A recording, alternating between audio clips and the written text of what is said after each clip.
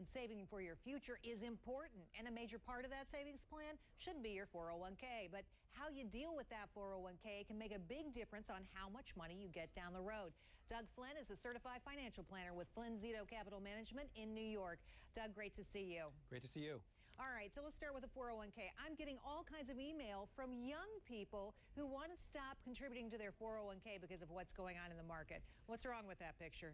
Well, the one thing you don't want to do is give away the free money, and that's what I'm talking about in terms of the employer match. Most employers will match if you put in 6% of your salary, they'll put 50 cents in the dollar, and you'll get 3%.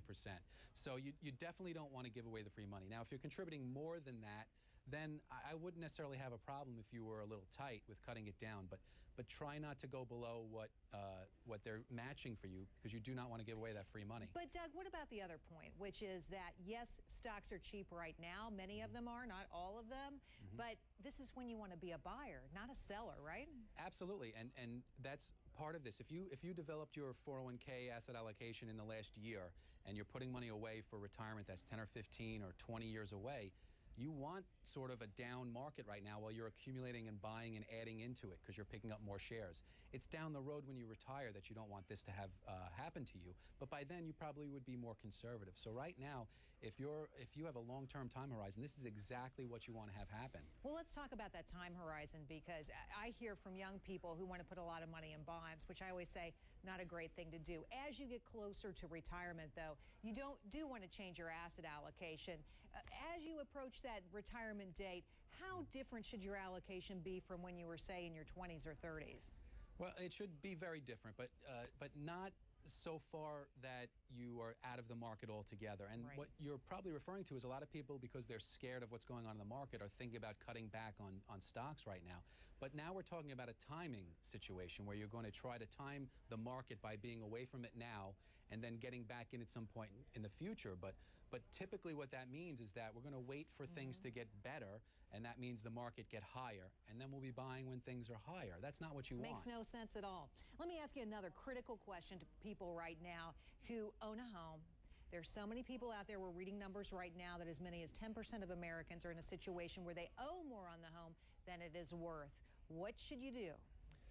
Well, the one thing you should not do is cash money out of the 401k. A lot of times when people take money out of their 401k, they're assessed a 20% withholding, and a lot of people are under the impression that that's all the tax they owe. If you're not 59 and a half years old, not only do you have to pay your ordinary federal income tax, you'll have state income tax and a 10% penalty. So you could lose up to 50% of that money you withdraw.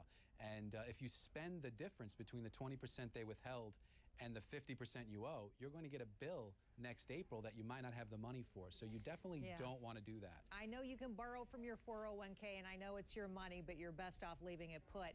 But I think some folks are making even more dangerous decisions right now when they're underwater in their mortgage. They're tempted to walk away.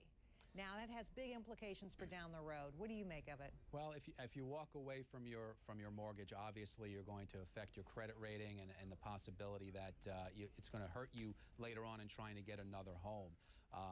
If just because you're upside down in your mortgage versus what you owe and what the home is worth, if you've bought a home that's your home, that you intend to stay with for 20 or 30 years, it doesn't matter what's going on with the value of the home right now. You stay with it, you put your money in, you pay the mortgage, and down the road, everything will work itself out, as it always does, whether it's the stock market or the real estate market. It is going to go up and down.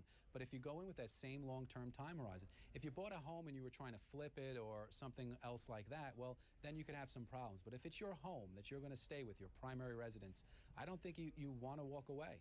Okay. Well, Doug Flynn, thanks for your help today. We appreciate it.